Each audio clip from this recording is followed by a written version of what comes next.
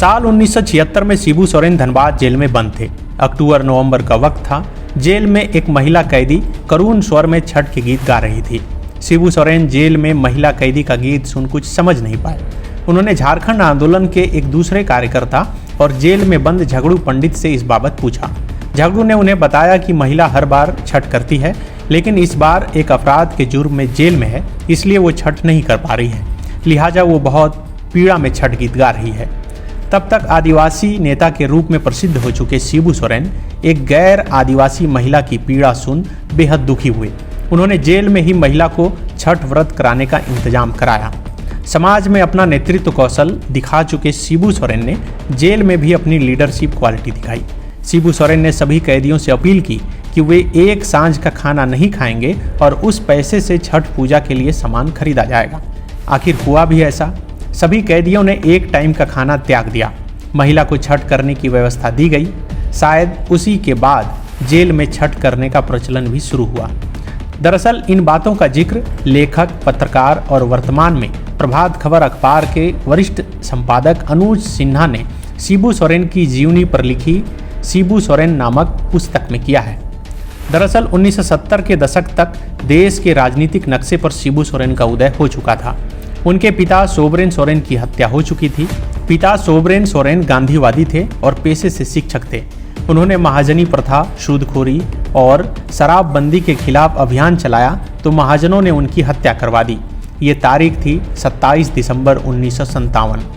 13 साल बाद 1970 आते ही शिबू सोरेन ने इस आंदोलन की कमान अपने हाथ में थाम ली। शिबू सोरेन ने महाजनी प्रथा के खिलाफ शंखनाद कर दिया।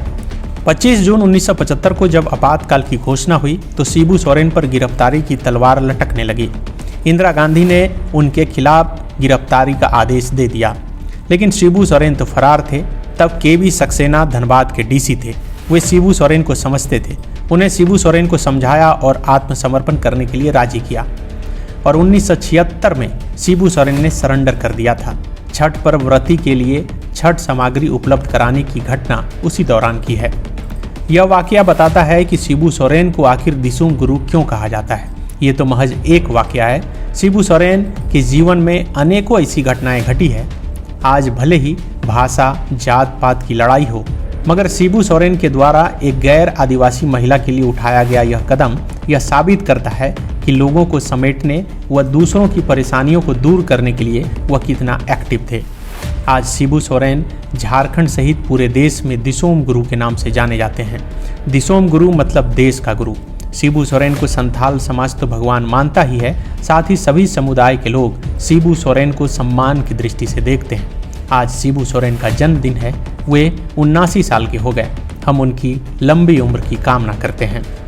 बायोम सालों से मेडिकल एग्जाम प्रिपरेशन के लिए झारखंड में है सिर्फ एक नाम, बायोम, जिसने दिए हैं highest number of selection from Jharkhand in NEET 2022। और अब बायोम लेकर आए हैं नीट 2023 में अपीयरिंग स्टूडेंट्स के लिए सुनहरा मौका। ज्वाइन करें 4 months crash course starting from 9 जनवरी 2023। Enrol now. Biome, a leading institute for pre-medical exam।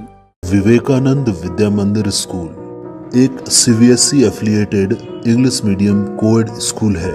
हम शिक्षा के साथ संस्कार देते हैं। thefollowup.in, like, share and subscribe. www